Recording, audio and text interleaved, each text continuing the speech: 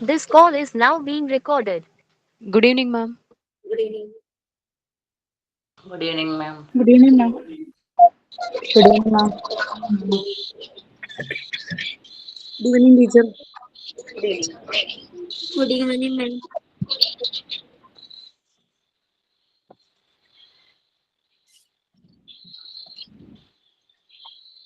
Okay, we can start. Who is going to do prayer? മാം ഞാനാണ് Aswathy.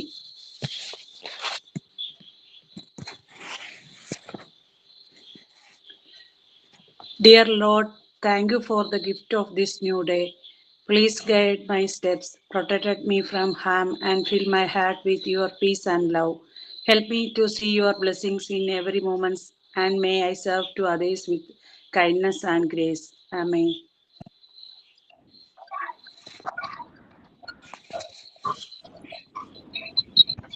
Okay. Hi, everyone.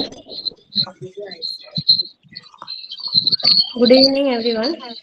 I am Nasira. You are all welcome to our today's online class. I am so happy to see you together here. I hope the class will be more interesting. I hope you will enjoy the class. I would like to welcome our respected teacher Disha ma'am to conduct today's class. I am also invite Reshmi for today's thought. Please, Reshmi. Thank you. Hi, ma'am. Hi, all dear friends. A little progress each day adds up to big results. A small step you take every day towards your goal are important. Keep move forwarding. A little effort will lead to a great success. Thank you.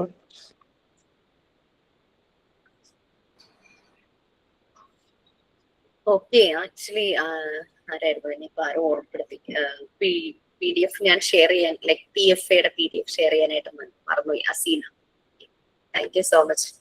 നാളെ രാവിലെയും കൂടെ എനിക്കൊരു reminder അയക്കുവാണെങ്കിൽ ഞാൻ വേഗം അത് ചെയ്തേക്കാട്ടോ. Okay, so where we പിന്നെ മാം എവിടെയായിരുന്നു last class? Last നോട്ടില്ല. നമ്മൾ പി എഫ് എ പറഞ്ഞുകൊണ്ടിരിക്കുകയായിരുന്നു. കംപ്ലീറ്റ് ചെയ്യുക P F A. Action principles of PFA. Yes, that is the last topic. Okay, ma'am. So P F A ആ ഒരു topic എന്ന് പറഞ്ഞാൽ ശരിക്കും vast തന്നെയാണ്. കുറെ കാര്യങ്ങളുണ്ട് അതിൽ. നമ്മള് വളരെ ഇമ്പോർട്ടന്റ് ആയിട്ടുള്ളതെന്ന് പറഞ്ഞു കഴിഞ്ഞാല് ഇപ്പൊ പറഞ്ഞ പി എഫ് എയുടെ ആക്ഷൻ പ്രിൻസിപ്പിൾസ്, അതുപോലെ തന്നെ പി എഫ് എ 7 themes ഉണ്ടായിരുന്നു. Yes 7 themes. Then long term റിക്കവറിയുടെ 3 ഫാക്ടേഴ്സ്, പിന്നെ ഡൂസ് ആൻഡ് ഡോൺസ്, പിന്നെ എങ്ങനെയുള്ള ആളുകൾക്ക് പി എഫ് എ പ്രൊവൈഡ് ചെയ്യണം, പി എഫ് എ പ്രൊവൈഡ് ചെയ്യുമ്പോൾ നമ്മൾ എന്തൊക്കെ ശ്രദ്ധിക്കണം, നമ്മൾ എന്തൊക്കെ മാറ്റങ്ങൾ ലൈക്ക് നമ്മളുടെ ഇമോഷണൽ സ്റ്റാറ്റസും നമ്മളുടെ മെന്റൽ സ്റ്റാറ്റസും ഈവൻ നമ്മളുടെ ഫിസിക് ഔട്ടർ അപ്പിയറൻസും ഒക്കെ എങ്ങനെ ആയിരിക്കണം, ആ ഒരു ഇതൊക്കെയായിരുന്നു പി എഫ് എയില് മെയിൻ ആയിട്ടുള്ള കാര്യങ്ങൾ. പി എഫ് എ പ്രൊവൈഡ് ചെയ്യാന്ന് പറഞ്ഞാൽ ഇറ്റ്സ് എ സർവീസ്. അത് അതിന്റെ ഇൻ റിട്ടേൺ ആയിട്ട് നമ്മൾ അവരോട് ക്യാഷ് ചോദിക്കുക അങ്ങനെയുള്ള കാര്യങ്ങളൊന്നും ചെയ്യരുതെന്നാണ് ശരിക്കും പറയുന്നത്. Okay, so P F A complete ചെയ്തു എന്നാണ് ഞാൻ വിചാരിക്കുന്നത്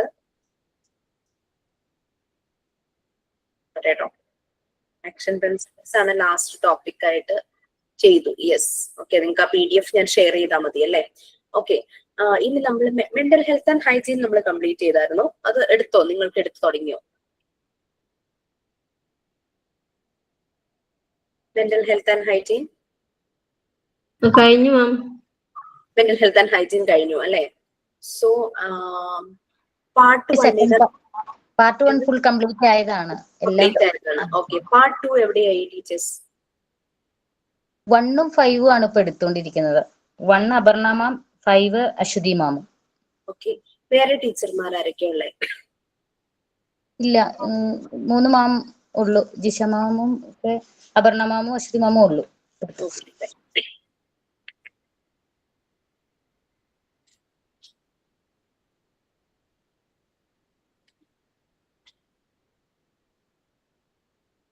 സാധാരണ ഞാൻ പറഞ്ഞ ടീച്ചറോട് ചോദിക്കാറുണ്ടായിരുന്നു ഏത് ലെസണാ ഞാൻ ഇനി എടുക്കേണ്ടതെന്നുള്ളത്. ഞാൻ വിട്ടുപോയി.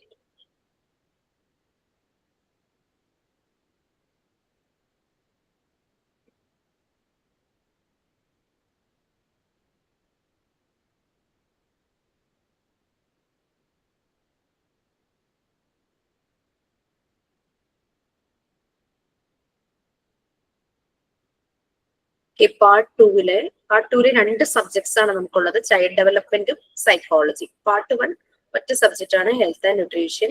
Part 2 2 subjects, that is child development unit 1 തുടങ്ങി 5 വരെ, സൈക്കോളജി യൂണിറ്റ് 6 തുടങ്ങിയിട്ട് 10 വരെ. സോ സൈക്കോളജിയിലെ ഫസ്റ്റ് യൂണിറ്റ് യൂണിറ്റ് 6 സൈക്കോളജി എന്നാണ് ഞാൻ ഇപ്പോൾ എടുക്കാൻ പോകുന്നത്. After that educational psychology. If ഏതെങ്കിലും ഒരു ഡെവലപ്മെന്റ് സ്റ്റേജസ് ഞാൻ എടുക്കേണ്ടതുണ്ടെങ്കിൽ ഞാൻ മാമിനോട് കൺഫേം ചെയ്തിട്ട് ഞാൻ എടുക്കും അപർണ ടീച്ചറോട്. നമുക്കൊന്ന് സൈക്കോളജി സ്റ്റാർട്ട് ചെയ്യാം. പാർട്ട് 2 യൂണിറ്റ് 6, അതായത് സൈക്കോളജി എന്നുള്ള സബ്ജക്റ്റിലെ ഫസ്റ്റ് യൂണിറ്റ്. യൂണിറ്റ് 6 ഒന്ന് ഷെയർ ചെയ്യട്ടെ കേട്ടോ.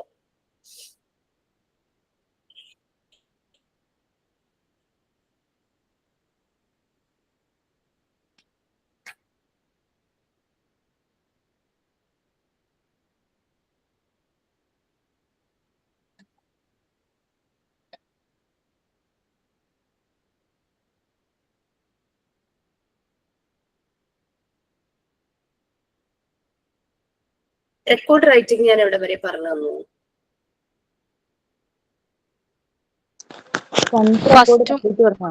ഫസ്റ്റും ഫോർത്തും. ഫസ്റ്റും ഫോറിന്റെ ഡീറ്റെയിൽസ് കംപ്ലീറ്റ് തന്നിരുന്നല്ലോ അല്ലേ? നിങ്ങൾക്ക് ഡൗട്ട്സ് ഒന്നും ഇല്ലല്ലോ? എല്ലാരും ചെയ്ത് തുടങ്ങിയിട്ടില്ലേ? എല്ലാം ചെയ്തിട്ടില്ലേ? എല്ലാരും സ്റ്റാർട്ട് ചെയ്തു മാം.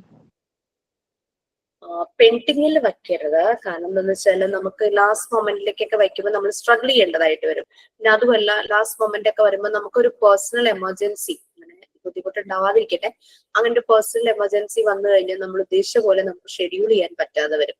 സോ സമയം കിട്ടുമ്പോഴൊക്കെ വർക്കുകളൊക്കെ ഒന്ന് കംപ്ലീറ്റ് ആയിട്ട് ചെയ്യാനായിട്ട് നോക്കാം. Unit 6 psychology.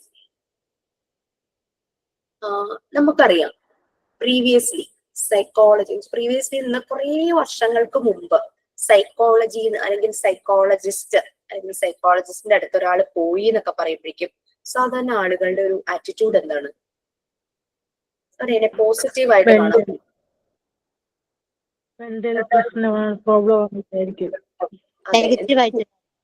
നെഗറ്റീവായിട്ട് ആ കൊച്ചിന് എന്തോ ഒരു മാനസിക പ്രശ്നമുണ്ട്, അതുകൊണ്ടാണ് സൈക്കോളജിസ്റ്റിനെ കാണാൻ പോയത്, എന്താണോ അങ്ങനെയൊക്കെ പറഞ്ഞ ആളുകൾ സംസാരിക്കാൻ തുടങ്ങിയിരുന്നു അല്ലെ?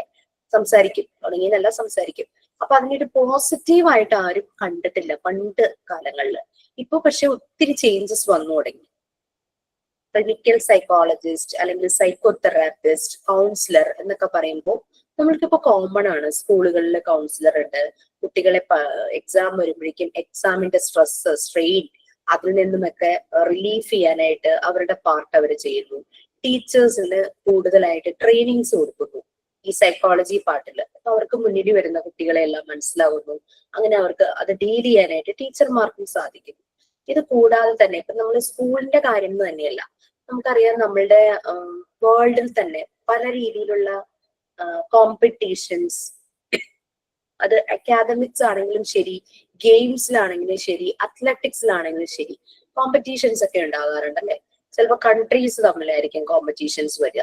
അതായത് ഇപ്പൊ ക്രിക്കറ്റ്, ഫുട്ബോൾ അങ്ങനെയുള്ള മാച്ച് ഒക്കെ ചെയ്യുന്ന അതിന്റെ ഒരു ടോപ്പിൽ നിൽക്കുന്ന മീൻസ് ക്യാപ്റ്റൻ അല്ലെങ്കിൽ ആ ഒരു അവർക്കെന്ന് പറഞ്ഞു കഴിഞ്ഞാൽ ഒരു ഓരോ മാച്ച് വരുമ്പോൾ അവർക്ക് ഭയങ്കര സ്ട്രെസ് ആയിരിക്കും.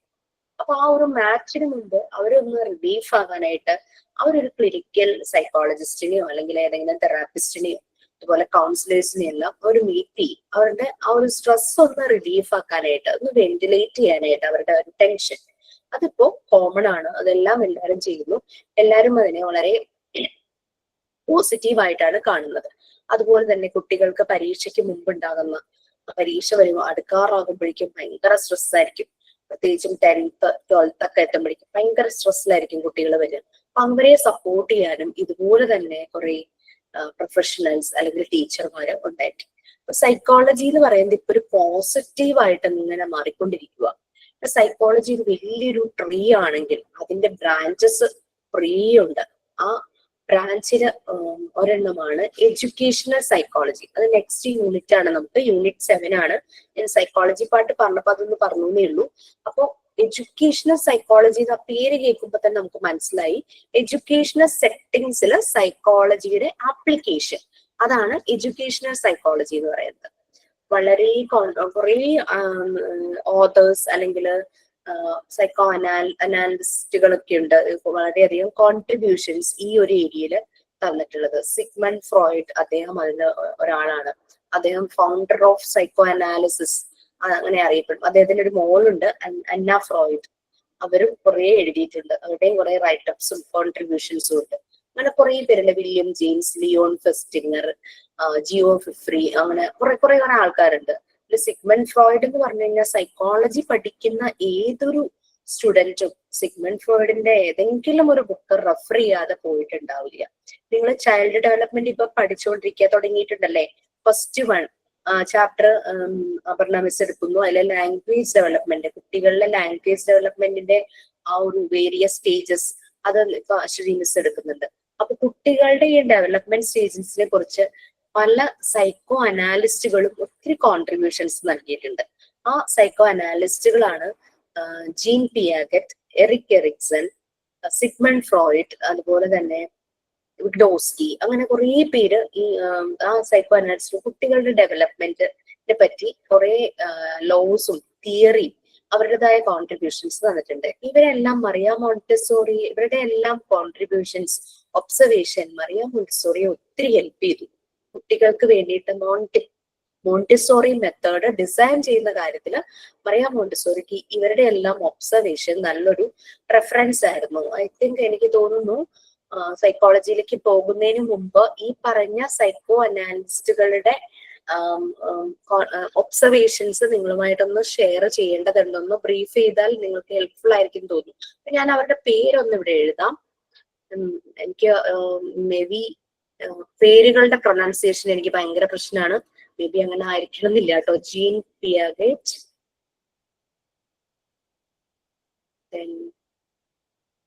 Eric Ericsson.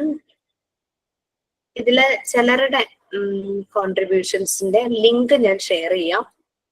Just go through the link.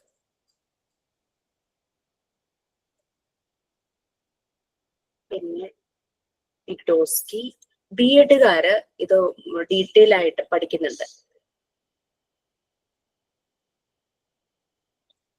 Just note down ചെയ്യുക അവരുടെ പേരുകള്.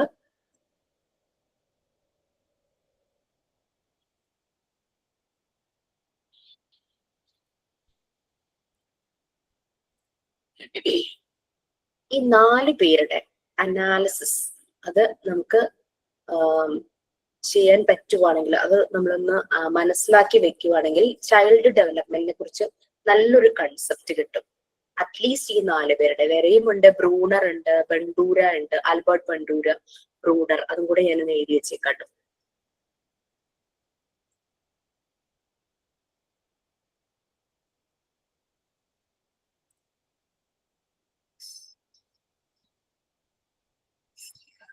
ഇവരെല്ലാം തന്നെ കുട്ടികളുടെ ഡെവലപ്മെന്റ് സ്റ്റേജസിനെ നല്ലപോലെ അനലൈസ് ചെയ്ത് അവരുടെ ഒബ്സർവേഷൻസ് ഒരു റൈറ്റപ്പ് ആയിട്ട് വെച്ചിട്ടുണ്ട്. അപ്പൊ കുട്ടികളുടെ ഡെവലപ്മെന്റിനെ കുറിച്ച് പഠിക്കുന്നവർക്ക് നല്ലൊരു റെഫറൻസ് ആണ് ഇവരുടെ ഒബ്സർവേഷൻസ്. പിന്നെ നമുക്കറിയാം ആരെന്തൊരു പ്രിൻസിപ്പിൾ ആക്ട്സും തിയറിയൊക്കെ ആക്കി വെച്ചാലും അതിനെല്ലാം ക്രിട്ടിസൈസ് ചെയ്യാനും ഉള്ള ചാൻസസ് കൂടുതലാണല്ലേ.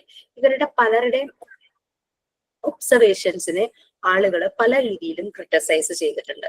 ഈ ഓരോ ആളുകളുടെ കാര്യം ഞാനൊന്ന് പറയാം. ചില ആളുകളുടെ ലിങ്ക് ഞാൻ ഷെയർ ചെയ്യാം. ബാക്കി കിട്ടാത്തത് നിങ്ങളൊന്ന് ജസ്റ്റ് ഒന്ന് ഗൂഗിൾ ചെയ്തിട്ട് ആരെങ്കിലും നല്ലൊരു ഇൻഫോർമേറ്റീവ് ആയിട്ടുള്ള ഒരു ഡീറ്റെയിൽസ് കിട്ടുവാണെങ്കിൽ ക്ലാസ്സിലൊന്ന് ഷെയർ ചെയ്യാം. ഓക്കെ.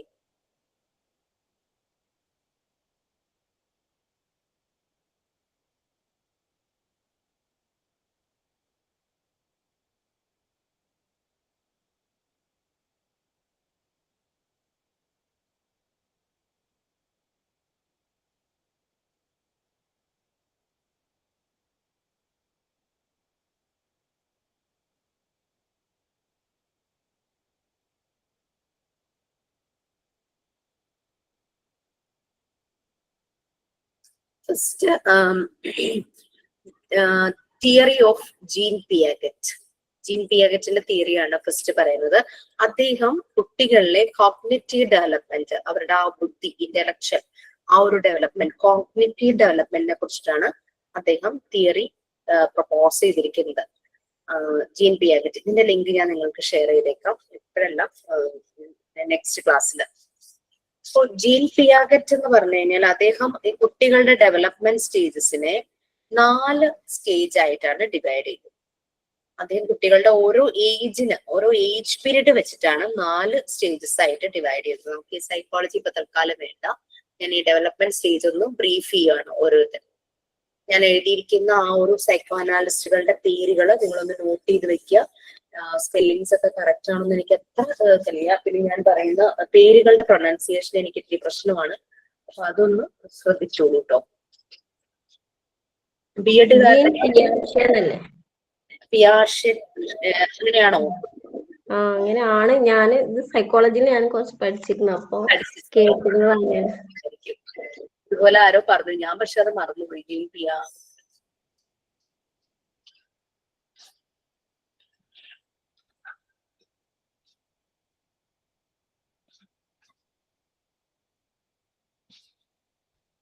ടീച്ചർ നിങ്ങൾക്ക് ക്ലാസ്സിൽ എടുക്കുന്നുണ്ടാവും, പക്ഷെ എന്നാലും ജസ്റ്റ് ഞാനൊന്ന് അതൊന്ന് ബ്രീഫ് ചെയ്യാം. പിയാഷെറ്റ് അങ്ങനെയാണോ? യെസ്.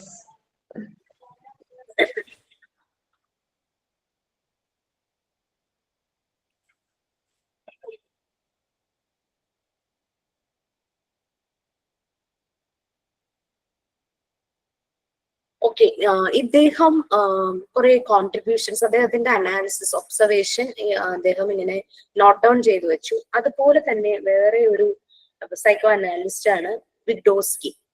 ഇവരുടെ രണ്ടുപേരുടെയും അനാലിസിസിനെ കമ്പയർ ചെയ്ത് ആളുകൾ, ഇത് റിസർച്ച് ചെയ്ത ആളുകൾ ക്രിട്ടിസൈസ് ചെയ്തിട്ടുണ്ടായിരുന്നു.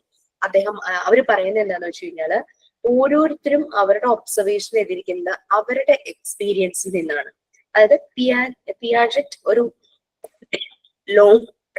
ലോൺലി ചൈൽഡ്ഹുഡ് ഉള്ള ഒരാളായിരുന്നു. അദ്ദേഹം ഒരു സിംഗിൾ സൺ ആയിരുന്നിരിക്കാം, അദ്ദേഹത്തിന് കൂട്ടാരും ഉണ്ടായിരുന്നില്ല. അപ്പൊ ഒരു ലോൺലി ചൈൽഡ്, നമുക്കറിയാം ഒറ്റ കുട്ടിയായിട്ട് വളരുന്നവർക്ക് പല പ്രത്യേകതകളുണ്ട്, അവരുടെ രീതികൾ വ്യത്യാസം ഉണ്ടാവും എന്നൊക്കെ നമ്മൾ കേട്ടിട്ടുണ്ട് അല്ലെ. അപ്പൊ അങ്ങനെ ഒരു ഒറ്റ കുട്ടിയായിട്ട് വളർന്ന ആളാണ് പിയാജറ്റ്.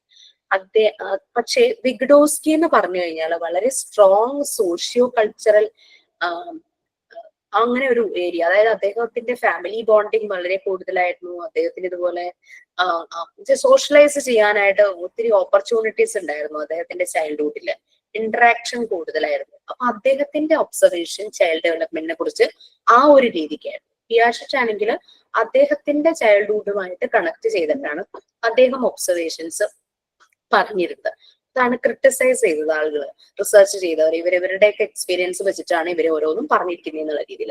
ഓക്കെ, അപ്പൊ പിയാജറ്റിന്റെ ഈ കോഗ്നിറ്റീവ് ഡെവലപ്മെന്റിനെ കുറിച്ച് അദ്ദേഹം അതിനെ 4 സ്റ്റേജസ് ആയിട്ട് ഡിവൈഡ് ചെയ്തിരുന്നു. അതിലെ ഫസ്റ്റ് ആണ് sensory motor stage. Sensory motor stage അപ്പൊ ഞാൻ പറഞ്ഞല്ലോ, ഏജ് വൈസാണ് ഓരോ സ്റ്റേജും അവർ ഡിസൈൻ ചെയ്തത്. സെൻസറി മോട്ടർ സ്റ്റേജ് എന്ന് പറഞ്ഞു കഴിഞ്ഞാല് ബർത്ത് തുടങ്ങിയിട്ട്, അതായത് 0 years ബർത്ത് തുടങ്ങി ഏജ് 2 വരെയുള്ള ആ പീരീഡിനെയാണ് അദ്ദേഹം സെൻസറി മോട്ടർ സ്റ്റേജ് എന്ന് പറയുന്നത്.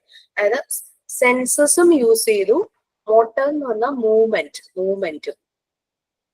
നമുക്കറിയാം ജനിച്ച ഉടനെ കുട്ടികൾ എങ്ങനെയാണെന്ന് അറിയാം, അവര് ഇൻഡിപെൻഡന്റ് ആണ്. അവരുടെ തല ഒന്ന് സപ്പോർട്ട് ചെയ്യാൻ തന്നെ നമ്മൾ തന്നെ പിടിച്ചു കൊടുക്കണം. കുറേ ദിവസങ്ങൾ കഴിയുമ്പോഴാണ് തല ഉറച്ചു എന്ന് നമ്മൾ പറയുന്നത്. കുറച്ച് കഴിയുമ്പോഴാണ് നമ്മൾ പറയുക അവരുടെ ദൃഷ്ടി ഉറച്ചു എന്ന്, അവര് നോക്കുന്നത്, അവരുടെ വിഷൻ കറക്റ്റ് ആവുന്നത്. പിന്നെ അവര് കമിഴ്ന്ന് വീഴുന്നു, അവര് എഴയാൻ തുടങ്ങുന്നു, മുട്ടിലെഴയുന്നു, പിന്നെന്താ ഇരിക്കാൻ തുടങ്ങുന്നു, പിന്നെ പിടിച്ചു നിൽക്കുന്നു, നടക്കാൻ ശ്രമിക്കുന്നു, ഓടുന്നു, സ്റ്റെപ്പ് കയറുന്നു, അങ്ങനെ ഓരോ ഡെവലപ്മെന്റ് നമ്മൾക്ക് കാണാം അല്ലെ. അപ്പൊ മൂവ്മെന്റ് സ്റ്റേജസ് അതാണ്. അപ്പൊ ഫസ്റ്റ് സ്റ്റേജിനെ പിയാജറ്റ് വിളിച്ചിരുന്നത് സെൻസറി മോട്ടർ സ്റ്റേജ് എന്നാണ്. ബർത്ത് ടു ഏജ് 2, ജനിച്ച അപ്പൊ തുടങ്ങിയിട്ട് 2 വയസ്സ് വരെയുള്ളത്. അതായത് ശിശുവാണ് അല്ലെ, ഒരു ഇൻഫാൻസി ആ ഒരു ടൈം.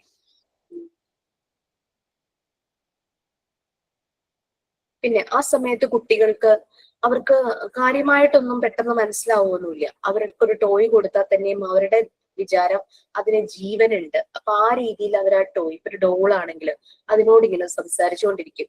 അതിന് ഇവർക്ക് ഭക്ഷണം കൊടുക്കുമ്പോൾ അതിനും ഭക്ഷണം കൊടുക്കും, അതിനെ കുളിപ്പിക്കാൻ നോക്കും, അങ്ങനെയൊക്കെ ചെയ്യും. അപ്പൊ അവർക്ക് റിയൽ എന്നുള്ള കൺസെപ്റ്റ് ആയിട്ടില്ല ആ ഒരു സമയത്ത്. കുറെ കാര്യങ്ങൾ വായിക്കാൻ അവിടെ ഉണ്ട് കേട്ടോ. ആ സമയത്ത് പിന്നെ ഒത്തിരി അങ്ങ് ചെറുതായിരിക്കുമ്പോൾ അവർക്ക് സംസാരം അവരുടെ കുറവായിരിക്കും, അല്ലെ? മൂവ്മെന്റ് ആണ് കൂടുതല്. സംസാരിച്ച് വരാനായിട്ട് ലാംഗ്വേജിലേക്ക് എത്താനായിട്ട്, കറക്റ്റ് ആ ഒരു ലാംഗ്വേജിലേക്ക് എത്താൻ കുറച്ചുകൂടെയൊക്കെ സമയമെടുക്കും.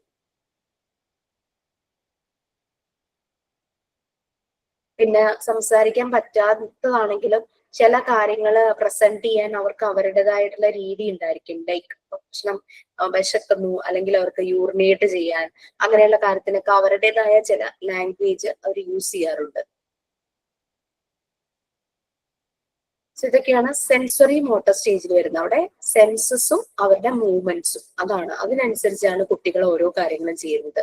അവര് എന്തെങ്കിലും കിട്ടിക്കഴിഞ്ഞു കഴിഞ്ഞാൽ, ഇപ്പം എഴയുന്ന സമയത്താകുമ്പോൾ ഫ്ലോറിൽ എന്തെങ്കിലും കിടക്കുവാണെങ്കിൽ അവരത് പതുക്കെ എടുക്കും, എന്നിട്ട് അത് നോക്കും, അതെടുത്ത് അടിച്ചു നോക്കും, വായിലിട്ട് നോക്കും, അങ്ങനെയൊക്കെ ചെയ്യുന്ന ഒരു പ്രായമാണല്ലോ അവിടെ. അപ്പൊ സെൻസസ്, അവരവരുടെ എല്ലാ സെൻസസും യൂസ് ചെയ്യുന്നു.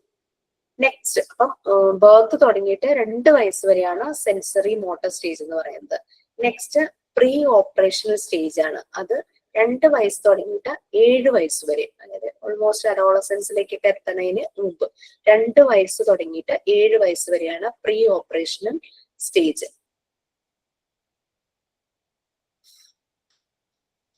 പിന്നെ ഈ സമയത്താണ് ഇവർക്കൊരു ഡ്രമാറ്റിക് പ്ലേ ഒക്കെ വരുന്നത്, അല്ലെ? അവർ തന്നെ ഇരുന്ന് കളിക്കാൻ തുടങ്ങും. അവരുടെ ഒരു ഇമാജിനേഷൻ, അവരുടെ ഒരു ഇമാജിനറി വേൾഡിൽ ഇരുന്നിട്ട് അവർ തന്നെ കളിക്കാനായിട്ട് തുടങ്ങും. അപ്പൊ പ്രീ സ്കൂളിലേക്കൊക്കെ അയക്കുമ്പോഴേക്കും പലപ്പോഴും കുട്ടികളെ ആ സമയത്ത് റോൾ പ്ലേ, ഇനാക്ട് പ്ലേയിലൊക്കെ അവരെ ഇൻവോൾവ് ചെയ്യിക്കുവാണെങ്കിൽ, എൻഗേജ് ചെയ്യിക്കുവാണെങ്കിൽ അവരുടെ ഡെവലപ്മെന്റ് കുറച്ചുകൂടെ ബെറ്റർ ആകും എന്നാണ് പിയാഷറ്റ് ഈ ഒരു സമയത്ത് പറയുന്നത്. ഇമാജിനേറ്റീവ് ആക്ടിവിറ്റീസിലായിരിക്കും അവര് കൂടുതലായിട്ട്, വെച്ചാൽ അവർക്ക് അങ്ങനെ ഒരു രീതിയായിരിക്കും. കയ്യിൽ അവർക്കൊരു ടോയ് കിട്ടിയാൽ അവർ അതുമായിട്ട് വളരെ ക്രിയേറ്റീവായിട്ട് ഇമാജിനേറ്റീവ് പ്ലേയിലൊക്കെ, ഡ്രമാറ്റിക് പ്ലേയിലൊക്കെ വരും. ആ ഒരു സമയമാണ്. അപ്പൊ പ്രീ സ്കൂൾ, കിൻഡർ ഗാർട്ടൻ, ആ ഒരു ഏജ് ആണല്ലേ, ഒരു 3 ഇയേഴ്സ് ഒക്കെ ആകുമ്പോഴേക്കും. 2 to 7 ഇയേഴ്സ് ആണ് ഈ ഒരു സ്റ്റേജെങ്കിലും 3 ഇയേഴ്സിലൊക്കെയാണ് ഇവർക്ക് ഈ ഒരു ഇമാജിനേറ്റീവ് ഡ്രമാറ്റിക് പ്ലേ അങ്ങനെയുള്ള കാര്യങ്ങളെല്ലാം വരുന്നത്. അപ്പൊ ക്ലാസ് റൂംസ് എല്ലാം അങ്ങനെയുള്ള ആക്ടിവിറ്റീസ് യൂസ് ചെയ്താൽ അത് കുട്ടികളുടെ ഡെവലപ്മെന്റിന് ഹെൽപ്പ് ചെയ്യും. ഫർദർ അടുത്ത ക്ലാസ്സുകളിലേക്ക് അവർ പോകുമ്പോൾ അവരെ കൂടുതൽ ഹെൽപ്ഫുൾ ആയിരിക്കും എന്നാണ് പിയാഷറ്റ് പറയുന്നത്. Next, concrete operational stage. Age 7 തുടങ്ങി 11 വരെയാണ് കോൺക്രീറ്റ് ഓപ്പറേഷണൽ സ്റ്റേജ് എന്ന് പറയുന്നത്. കുട്ടികൾ ആ സമയത്ത് 7 ഇയേഴ്സ് എന്നൊക്കെ പറയുമ്പോഴേക്കും അവർ എലമെന്ററി സ്കൂളിൽ എത്തി, അല്ലെ? 1ാം ക്ലാസ്, 2ാം ക്ലാസ്, 3ാം ക്ലാസ് ഒക്കെ എത്തിയിട്ടുണ്ടാവും, 3rd സ്റ്റാൻഡേർഡിലൊക്കെ എത്തിയിട്ടുണ്ടാവും ആ ഒരു സമയത്ത്. മേ ബി 2nd, 3rd ആ ഒരു ഏജ് ആയിരിക്കും. ഏജ് 7 to 11 എന്നൊക്കെ പറയുമ്പോൾ എലമെന്ററി സ്കൂളിലേക്കായി. അപ്പൊ അവർക്ക് അറിയാം, ഐഡിയാസ് ഒക്കെ കുറച്ചുകൂടി ആയിക്കഴിഞ്ഞു. അവർ ഇമാജിനേറ്ററി കാര്യങ്ങളെക്കാളും, അവർക്കിപ്പോ ടോള് വെച്ച് കളിക്കുക, അതിനേക്കാൾ അവർ കുറച്ചുകൂടെ ക്രിയേറ്റീവ് ആയിട്ട് പല കാര്യങ്ങളും ചെയ്യാനായിട്ട് തുടങ്ങും. ലോജിക്കൽ തിങ്കിങ് അത് തുടങ്ങും അവർക്ക്.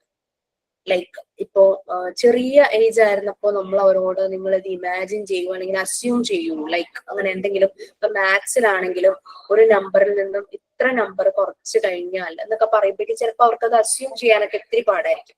പക്ഷെ 7 ഇയേഴ്സ് ഒക്കെ കഴിയുമ്പോഴേക്കും അവർക്ക് ആ ഒരു കൺസെപ്റ്റ് കിട്ടിത്തുടങ്ങും.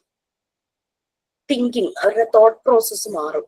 ഒരു അഡൽട്ട് സ്റ്റാൻഡേർഡിന്റെ ബേസിക്കിലേക്ക് പോകും. അഡൽട്ട് ചിന്തിക്കുന്ന പോലെ എന്നല്ല, അതിന്റെ ഒരു ബേസിക് ലെവലിലേക്കൊക്കെ ഇവര് ചിന്തിക്കാനായിട്ട് തുടങ്ങും.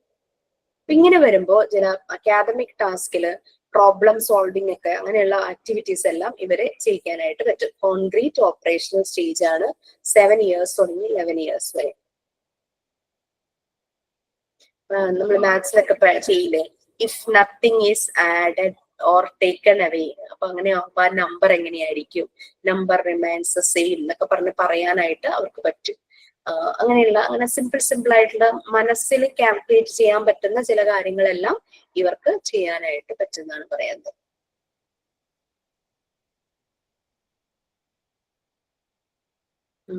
സീറോ ആഡ് ചെയ്യുന്നതും സീറോ സബ്ട്രാക്ട് ചെയ്യുന്നതും ചെയ്യുമ്പോൾ അങ്ങനെ എന്താണ് ഒരു വ്യത്യാസം വരുന്നത്, അങ്ങനെയുള്ള കാര്യങ്ങളെല്ലാം. അപ്പോൾ കുട്ടികൾക്ക് ആ മെന്റൽ ആക്ടിവിറ്റീസ് അവരുടെ നല്ല രീതിയിൽ പോകും. അതായത് അവർ ആലോചിക്കാൻ തുടങ്ങും പല കാര്യങ്ങളെ കുറിച്ചും, പലതരം കൺസെപ്റ്റുകൾ അവർക്ക് കിട്ടും. ഓക്കെ, അഡോളസൻസിലേക്ക് ആയില്ലേ, 7 to 11 എന്നൊക്കെ പറയുമ്പോഴേക്കും അഡോളസൻസിലേക്ക് അവർ കടക്കാറായി നിൽക്കുന്നു. ആ ഒരു 12-13 ഇയേഴ്സ് ടീനേജിലേക്കൊക്കെ ആവുന്നതിന് മുമ്പുള്ള ആ ഒരു സമയം.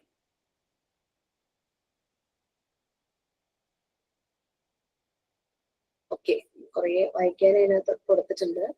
നെക്സ്റ്റ് അടുത്തത് formal operational stage, age 11 years and beyond. അതായത് ആ ഒരു ടീനേജ് ഒക്കെ ആകാനായിട്ട് അതിന്റെ പടിവാതിലത്തിൽ തുടങ്ങി ടീനേജ് അഡൾട്ട് ആ ഒരു ഇതിലേക്ക് പോകുന്ന ആ ഒരു പ്രായം, ഫോർമൽ ഓപ്പറേഷണൽ സ്റ്റേജ്. അപ്പോ കുട്ടികൾക്ക് ചെറുപ്രായത്തില് അവർക്ക് കോൺക്രീറ്റ് ഒബ്ജക്ട്സിന്റെ അനാലിസിസ് ആയിരിക്കും അവർക്ക് പറ്റുക. അതായത് അവർക്ക് കാണാൻ പറ്റുന്നത്, തൊട്ട് മനസ്സിലാക്കാൻ പറ്റുന്നത്, അങ്ങനെയുള്ളതാണ് കോൺക്രീറ്റ് ഒബ്ജക്ട്സ് എന്ന് പറയുന്നത്, ടാഞ്ചിബിൾ ആയിട്ടുള്ള ഒബ്ജക്ട്സ്. പക്ഷെ അവർക്ക് ഇങ്ങനെ ഇത് ഇമാജിൻ ചെയ്തിട്ട്, അതായത് ഇങ്ങനെ സംഭവിച്ചാൽ എന്താകും, അതായത് ഇപ്പോ നമ്മുടെ നാട്ടിലെ എല്ലാ കിണറുകളും വെട്ടിപ്പോയി കഴിഞ്ഞാൽ വെള്ളം, വാട്ടർ റിസോഴ്സസ് എല്ലാം ഇല്ലാതായി, സോ എന്ത് സംഭവിക്കും, അങ്ങനെയൊക്കെയുള്ള കാര്യങ്ങൾ, അതായത് അബ്സ്ട്രാക്റ്റ് ആയിട്ടുള്ള കാര്യങ്ങളെ കുറിച്ചുള്ള അനാലിസിസ് ഫോർമൽ ഓപ്പറേഷണൽ സ്റ്റേജ് ഒക്കെ ആവുമ്പോഴേക്കും അവർക്കത് അതിനെപ്പറ്റി പറയാനായിട്ട് പറ്റും. കാരണം ഇല്ലാത്തൊരു കാര്യം അസ്യൂം ചെയ്തിട്ട് അതെങ്ങനെ സംഭവിച്ചാൽ എന്ത് സംഭവിക്കും എന്നൊക്കെ ചോദിക്കുമ്പോഴേക്കും അവർക്ക് അതിനെ പറ്റിയിട്ടൊരു അനാലിസിസ് ഒക്കെ കൊടുക്കാനായിട്ട് പറ്റുന്നതാണ് ഫോർമൽ ഓപ്പറേഷണൽ സ്റ്റേജ്, 11 years തുടങ്ങി മുകളിലേക്ക്. ഇതാണ് പിയാജറ്റിന്റെ 4 സ്റ്റേജസ് ആയിട്ട് പറയുന്നത്. അപ്പൊ ചിലര് പറയുന്നുണ്ടായിരുന്നു ചില സ്റ്റേജിനകത്ത് 5 സ്റ്റേജ് ആയിട്ട് പറഞ്ഞിട്ടുണ്ട് എന്നൊക്കെ പറഞ്ഞ് BEd പഠിക്കുന്ന കുട്ടികൾ എന്നോട് ഒരു പ്രാവശ്യം ക്ലാസ്സിൽ പറഞ്ഞിരുന്നു. പക്ഷെ ഈവൻ ദോ 5 സ്റ്റേജസ് ആണെങ്കിലും അവർ തന്നെ പറഞ്ഞു ഈ പറയുന്ന 4 സ്റ്റേജസിനെ വീണ്ടും ഒന്നും കൂടെ ആക്കിയതാണെന്നൊക്കെ പറഞ്ഞു. പക്ഷെ കൂടുതലും നോക്കുമ്പോൾ ഈ 4 സ്റ്റേജസ് ആയിട്ടാണ് നമ്മൾ ഗൂഗിളിലൊക്കെ സെർച്ച് ചെയ്യുമ്പോൾ കാണുന്നത്. ഈ 4 സ്റ്റേജസ് ആണ്. സെൻസറി മോട്ടോർ സ്റ്റേജ്, പിന്നെന്താ pre operational stage, concrete operational stage, പിന്നെ ഫോർമൽ ഓപ്പറേഷണൽ സ്റ്റേജ് എന്ന് പറഞ്ഞിട്ട് ഓരോ ഏജ്. സെൻസറി മോട്ടർ എന്ന് പറയുമ്പോൾ ബർത്ത് ടു 2 years, അടുത്തത് 2 years to 7 years, പിന്നെ 7 to 11, പിന്നെ 11 years ആൻഡ് ബിയോണ്ട് അഡൾട്ടിലേക്ക് ആവുന്ന ഓരോ അഡോളസൻസ്, കൗമാര കാലഘട്ടത്തിലേക്ക് വരും. ഇതാണ് പിയാജറ്റിന്റെ ഇത്. അതിനെ ആളുകൾ ക്രിട്ടിസൈസ് ചെയ്തത് അദ്ദേഹം ഒരു ലോൺലി ചൈൽഡ് ആയിരുന്നു, അതുകൊണ്ടാണ് അദ്ദേഹം ഇങ്ങനെ സിസ്റ്റമാറ്റിക് ആയിട്ട് ഈ ഏജിൽ ഇങ്ങനെ സംഭവിക്കും, ഈ ഏജിൽ ഇങ്ങനെ സംഭവിക്കും എന്നൊക്കെ പറഞ്ഞ് അദ്ദേഹം എഴുതിയിരിക്കുന്നത്. അദ്ദേഹത്തിന്റെ ഓൺ എക്സ്പീരിയൻസ് വെച്ചിട്ടാണ് എഴുതിയിരിക്കുന്നത് എന്നൊക്കെ പറഞ്ഞിട്ട് അങ്ങനെ ക്രിട്ടിസൈസ് ചെയ്യുകയും അഭിപ്രായങ്ങൾ പറയുകയും ചെയ്തിരുന്നു. പക്ഷെ നമുക്ക് എന്താ വേണ്ടത്, നമുക്ക് ചൈൽഡ് ഡെവലപ്മെന്റിന് ഹെൽപ്ഫുൾ ആയിട്ടുള്ള ചില കാര്യങ്ങള്, ഫാക്ടേഴ്സ് നമുക്ക് ഇതിലുണ്ട്. ഈ ഓരോ ഏജിലും കുട്ടികളുടെ ഒരു രീതി മേ ബി വേരി ചെയ്യുന്നുണ്ടായിരിക്കും അല്ലെ, കുട്ടികളുടെ പൊട്ടൻഷ്യൽ അനുസരിച്ച് ഇതിനൊരു വേരിയേഷൻസ് ഉണ്ടാവുമായിരിക്കും. എന്നാലും ജനറലി പറയുമ്പോൾ ഈ ഓരോ ഏജിലും കുട്ടികളുടെ രീതികൾ ഇങ്ങനെയാണ് എന്ന് വേണമെങ്കിൽ പറയാം.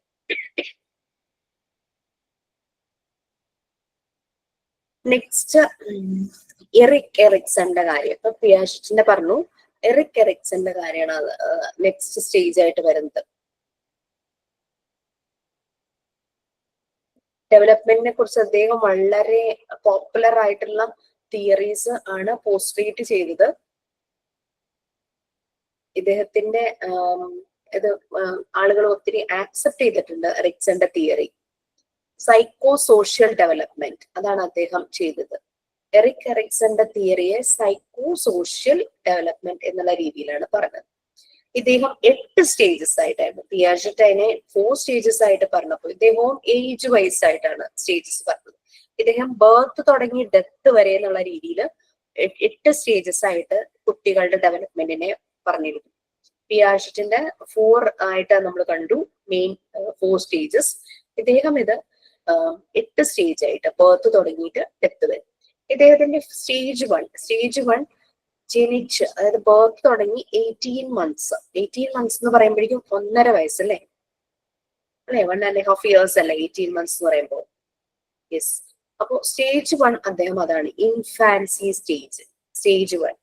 അദ്ദേഹം അതിനൊരു ടൈറ്റിൽ പോലെ കൊടുത്തു, ട്രസ്റ്റ് വേഴ്സസ് മിസ്ട്രസ്റ്റ്. അദ്ദേഹം പോസിറ്റീവ് പിന്നെ അതിന്റെ ഓപ്പോസിറ്റ് ആ ഒരു രീതിയിലാണ് പറഞ്ഞത്, ട്രസ്റ്റ് വേഴ്സസ് മിസ്ട്രസ്റ്റ്. നമുക്കറിയാം കുഞ്ഞു കുട്ടികള് 1.5 വയസ്സുള്ള കുട്ടികൾ ഏറ്റവും അധികം അറ്റാച്ച്ഡ് ആരോടായിരിക്കും? അമ്മയോടായിരിക്കും. അമ്മയോടായിരിക്കും. ജനറലി പറയാം കെയർ ഗിവറിനോടായിരിക്കും അല്ലെ? ചിലപ്പോ അമ്മ അടുത്തില്ലാത്ത കുട്ടികൾ അല്ലെങ്കിൽ അമ്മയെ നഷ്ടപ്പെട്ട കുട്ടി എന്ന് പറയുമ്പോൾ അതിനെ നോക്കുന്ന ഒരു കെയർ ഗിവർ ഉണ്ടാവുമല്ലോ, അവരോടായിരിക്കും വളരെ അടുപ്പം. എന്ന് പറഞ്ഞാൽ കുട്ടിക്ക് വേണ്ടുന്ന എല്ലാം പ്രൊവൈഡ് ചെയ്യുന്ന ആള് അല്ലെ? ഭക്ഷണം, കുട്ടിയെ കുളിപ്പിക്കുന്നു, ഡ്രസ്സ് മാറ്റിക്കുന്നു, കുട്ടിയുടെ കൂടെ കൂടുതൽ ടൈം സ്പെൻഡ് ചെയ്യുന്നു, കുട്ടിയുടെ കൂടെ കളിക്കുന്നുണ്ടാകും അല്ലെ? അപ്പൊ ഈ കെയർ ഗീവറുമായിട്ട് ജനറലി അത് പറയുവാണ് കെയർ ഗീവർ എന്നുള്ളത്. കെയർ ഗീവറുമായിട്ടായിരിക്കും ആ ഒരു ഏജിൽ കുട്ടി കൂടുതൽ കണക്റ്റഡ് ആയിരിക്കും.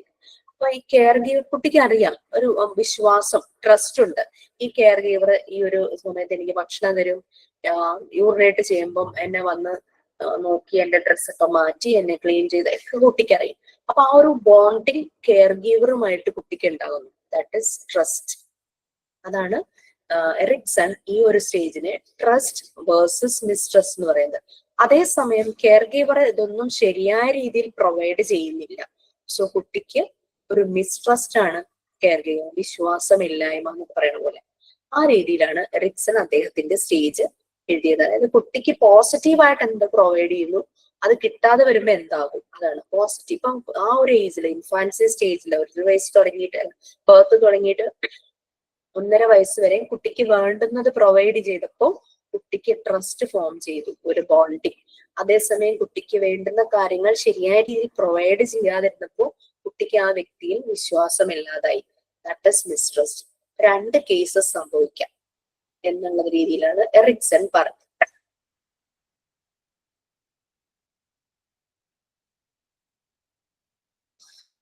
ഓക്കെ, സോ അതായിരുന്നു. അത് ക്ലിയർ ആയല്ലോ?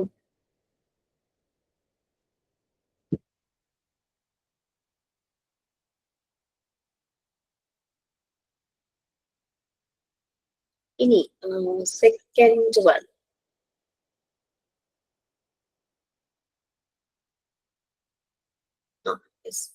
Trust versus mistrust. Trust versus mistrust എന്ന് പറയുമ്പോൾ ആ ഒരു ഏജിൽ സംഭവിക്കുന്ന ഇമ്പോർട്ടന്റ് ആയിട്ടുള്ള ഇവന്റ്സ് ആണ് ഫീഡിങ് അല്ലെ? കുട്ടിക്ക് ഭക്ഷണം കൊടുക്കുന്നു, കൂടുതലായി നടക്കുന്ന ഒരു കാര്യം ഫീഡിങ്.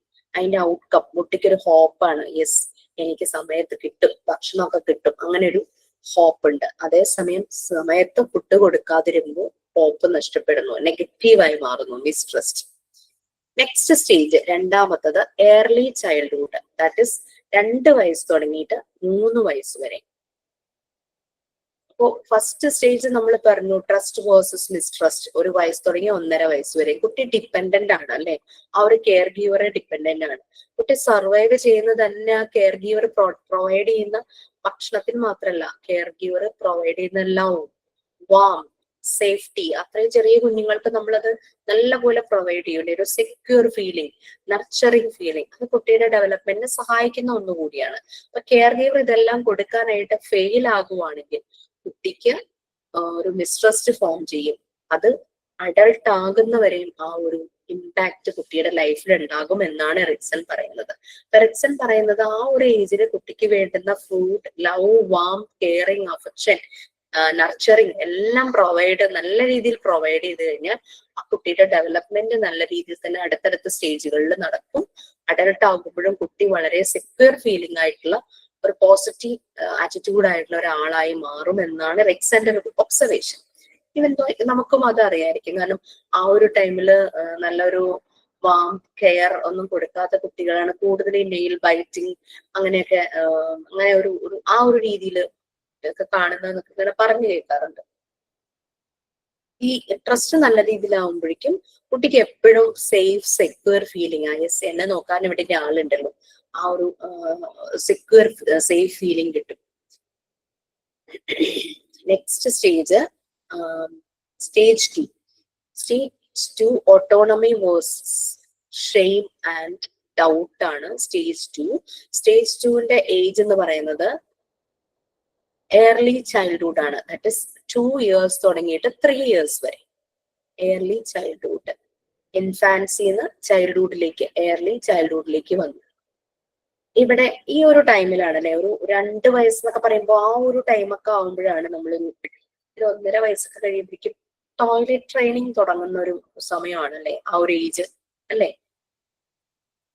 ഓട്ടോണമി, തന്നെത്താനെ ചില കാര്യങ്ങൾ ചെയ്യാൻ തുടങ്ങുന്നു, ടോയ്ലറ്റ് ട്രെയിനിങ്. അപ്പൊ അങ്ങനെ തന്നെത്താനെ കാര്യങ്ങൾ ചെയ്യുമ്പോഴേക്കും ഒരു സെൽഫ് എസ്റ്റീം, ഒരു confidence, yes I can do this, ഞാനിത് ചെയ്യും, എനിക്കിത് തന്നെത്താനെ പറ്റും. നമ്മൾ അങ്ങനെ ഒരു എൻവയോൺമെന്റ് ഒരു കുട്ടിക്ക് പ്രൊവൈഡ് ചെയ്യുമ്പോൾ കുട്ടിയിൽ ആ ഒരു വിൽ പവർ ഫോം ചെയ്യുവാണ്. യെസ്, വിൽ, സ്വന്തം ഒരു ഇൻഡിവിജ്വാലിറ്റി അല്ലെ. ഓരോ കുഞ്ഞും ഓരോ ഇൻഡിവിജ്വൽ ആണ്. അപ്പൊ ആ ഒരു ഏജ് തുടങ്ങി കുട്ടി ചെയ്യേണ്ട കാര്യങ്ങളിൽ പ്രോപ്പറായിട്ട് കുട്ടിക്ക് ഒരു ട്രെയിനിങ് കിട്ടുമ്പോഴേക്കും അതിൽ തന്നെ കാര്യങ്ങൾ ചെയ്യും. അതേസമയം അത് ഇല്ലാതെ വരുമ്പോൾ അതിന് ഷെയിം, ഡൗട്ട്, അവനെ കുറിച്ച് തന്നെ ഭയങ്കര ഡൗട്ട്ഫുൾ ആയിരിക്കും. അവൻ എപ്പോഴും ഒരു ഗിൽറ്റി ഫീൽ ചെയ്യും, ഒരു നാണം, ഒരു ഷെയിം ഫീൽ ചെയ്യും. 2 to 3 years ആണ് ഏർലി ചൈൽഡ്ഹുഡ്. ഇവിടെ ഓട്ടോണമി, അതായത് തന്നെ കാര്യങ്ങൾ ചെയ്യാൻ പറ്റുന്ന രീതിയിൽ shame and doubt. Second stage ആണ് എറിക്സന്റെ സൈക്കോ സോഷ്യൽ ഡെവലപ്മെന്റ്. അങ്ങനെയാണ് കേട്ടോ എറിക്സന്റെ ഡെവലപ്മെന്റ് സ്റ്റേജസിനെ പറ്റി പറഞ്ഞിരിക്കുന്നത് കുട്ടികളില്. അവിടെ ഒരു പേഴ്സണൽ കൺട്രോൾ, നമുക്ക് ബോഡിയിൽ ഒരു പേഴ്സണൽ കൺട്രോൾ, കുട്ടിക്ക് യൂറിനേറ്റ് ചെയ്യേണ്ട സമയമാകുമ്പോൾ കുട്ടിക്ക് അത് കൺട്രോൾ ചെയ്യാനായിട്ട് പറ്റുന്നു. അവൻ അതിനെന്താ ചെയ്യേണ്ടതെന്നുള്ളത് അവൻ അറിയാം. ടോയ്ലറ്റിൽ പോകണമെങ്കിൽ അങ്ങനെ അത് ചെയ്യുന്നു. പിന്നെ അല്ലാതെ മോഷൻ പാസ് ചെയ്യേണ്ട സമയമാണെങ്കിൽ അവനത് പറയാൻ അറിയാൻ പറ്റും. അവനൊരു ബോഡി കൺട്രോൾ കിട്ടുന്നു. അത് through proper toilet training. Independent ആവുകയാണ് അല്ലെ, ആ ഒരു ഏജ് തുടങ്ങി കുട്ടി ഇൻഡിപെൻഡന്റ് ആവുകയാണ്. ലിറ്റിൽ ഇൻഡിപെൻഡൻസ്, അല്ലാണ്ട് എല്ലാ കാര്യങ്ങളും തന്നെ ചെയ്യുന്നു എന്നുള്ളതല്ല എന്റെ മീനിങ്. അവർ പെർഫോം ചെയ്യുന്നു, ബേസിക് ആക്ഷൻസ് എല്ലാം അവർ തന്നെ ചെയ്യാനായിട്ട്. പിന്നെ അപ്പോ സിമ്പിൾ ഡിസിഷൻസ്, അതായത് ഇപ്പോ എനിക്ക് ആ ഷൂ ഇട്ടാൽ മതി, എനിക്ക് ആ ഡ്രസ്സ് ഇട്ടാൽ മതി, ആ ഒരു രീതിയിൽ ഭക്ഷണം കഴിക്കുമ്പോൾ ഇത്രയും മതി, ഇത് മതി എന്നുള്ള അങ്ങനെയൊക്കെ പറയാനും, അങ്ങനെ സിമ്പിൾ ഡിസിഷൻസും ചെറിയ രീതിയിൽ ഇൻഡിപെൻഡന്റ് ആകാനായിട്ട് തുടങ്ങുന്നവരതാണ്. അപ്പൊ കുട്ടികളെ അതിനെ പെർമിറ്റ് ചെയ്യുമ്പോൾ എനിക്ക് ഷൂ മതി, അല്ലെങ്കിൽ എനിക്ക് ഇത് കഴിക്കാൻ ഇത്രയും മതി, അങ്ങനെ അവരുടെ ചില ഇങ്ങനെ ചോയ്സസ്, അവർക്ക് ആ ഒരു ചോയ്സസിന് വേണ്ടിയിട്ടുള്ള നമ്മൾ ഫ്രീഡം അലോ ചെയ്യുമ്പോഴേക്കും അവരെ ഹെൽപ്പ് ചെയ്യുവാണ്. ആ ഒരു സെൻസ് ഓഫ് ഓട്ടോണമി, അവർ ഇൻഡിപെൻഡന്റ് ആകാനായിട്ട് നമ്മൾ ശരിക്കും ഹെൽപ്പ് ചെയ്യുകയാണ്. നമ്മൾ വിചാരിക്കുക ഇത് സമ്മതിക്കണ്ട, ചെറുപ്പത്തിൽ ഇങ്ങനെയൊന്നും സഹായിച്ചു കൊടുക്കണ്ട, അങ്ങനെയൊക്കെ പറഞ്ഞ് ഭയങ്കര സ്ട്രിക്റ്റ് ആയിട്ട് ചില പേരൻസ് വളർത്തൂലേ. സോ അവർക്ക് തന്നെ ഡിസിഷൻ എടുക്കാനായിട്ട് വലുതാവുമ്പോൾ അവർ ഒട്ടും കോൺഫിഡന്റ് അല്ലാതായിട്ട് മാറും എന്നാണ് എറിക്സൺ പറയുന്നത്. ചെറുപ്രായത്തിലെ അവർ ചെയ്യേണ്ട ചില കാര്യങ്ങളിൽ ഇൻഡിപെൻഡന്റ് ആക്കി ഫ്രീ ആക്കി വിടണം എന്നാണ് എറിക്സൺ പറയുന്നത്. പോട്ടി ട്രെയിനിങ് അതവർക്ക് കൊടുക്കണം. ആ ടോയ്ലറ്റ് ട്രെയിനിങ് ഒരു വൈറ്റൽ പാർട്ടാണ് ശരിക്കും. ആ ഒരു കുട്ടിയുടെ ഡെവലപ്മെന്റ് സ്റ്റേജിൽ ഒരു വൈറ്റൽ പാർട്ട് തന്നെയാണ്.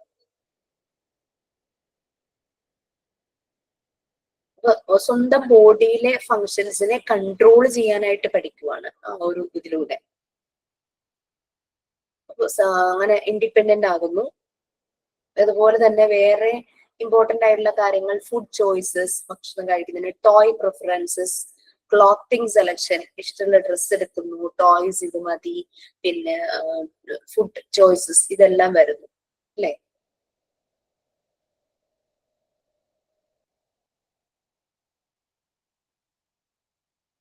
ഈ സ്റ്റേജിൽ സക്സസ് ആയിട്ട് പോവുകയാണെങ്കിൽ കുട്ടിയുടെ സൈക്കോ സോഷ്യൽ ഡെവലപ്മെന്റ്, ആ കുട്ടിക്ക് ഒരു ഫീലിംഗ്, യെസ്, ആ ഒരു വിൽ, ഒരു ഓട്ടോണമി, അവർക്ക് ഷെയിം, ഡൗട്ട് അങ്ങനെയുള്ള കാര്യങ്ങൾ ഉണ്ടാവില്ല ത്രൂ ഔട്ട് അവർ ലൈഫ്. അവർ വലിയ വലിയ പ്രായത്തിലേക്ക് പോകുമ്പോഴും അവർക്കിത് ആ ഒരു യെസ് എനിക്കിത് ചെയ്യാനായിട്ട് പറ്റും, ചെയ്യാനായിട്ട് ബുദ്ധിമുട്ടുണ്ടെങ്കിൽ എന്താണ് അടുത്തത് ചെയ്യേണ്ടതെന്നുള്ള ആ ഒരു ഐഡിയയും അവർക്ക് കിട്ടും. അവർ വളരെ സെക്യൂർ ആയിരിക്കും, കോൺഫിഡന്റ് ആയിരിക്കും.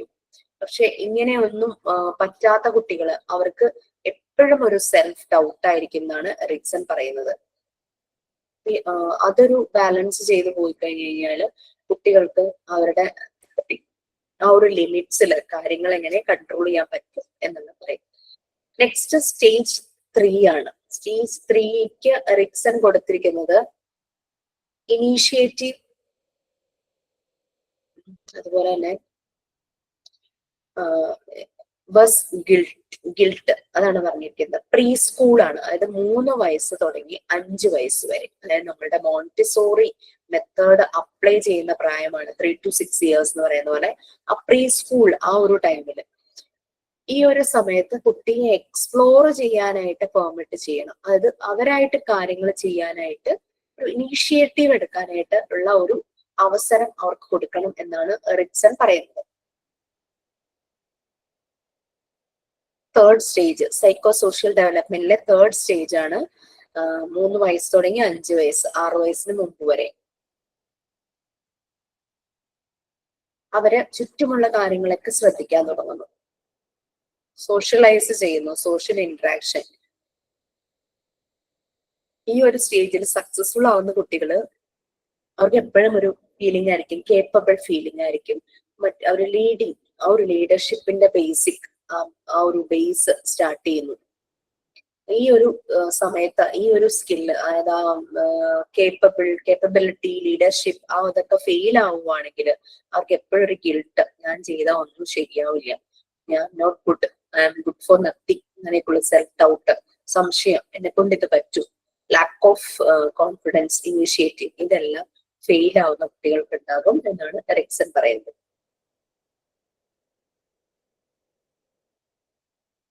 അവർ എൻവയോൺമെന്റുമായിട്ട് എക്സ്പ്ലോർ ചെയ്യുന്നു, കണക്ട് ചെയ്ത് പല കാര്യങ്ങളും ചെയ്യുന്നു. അവർക്ക് control and power over the environment അവർ അക്വയർ ചെയ്യും. Success leads to a sense of purpose. അങ്ങനെ അല്ലാതെ ഫെയിൽ ആവുന്ന കുട്ടികൾക്ക് എപ്പോഴും ഒരു ഗിൽറ്റി ഫീലിംഗ് ആണ്, I M not good, I M good for nothing, ആ ഒരു സെൽഫ് ഡൗട്ട്, ആ ഒരു കോൺഫിഡൻസ് കുറവ് എല്ലാം വരും. നെക്സ്റ്റ് സ്റ്റേജ് 4 ആണ്. സ്റ്റേജ് 4ന്റെ ഏജ് എന്ന് പറയുന്നത്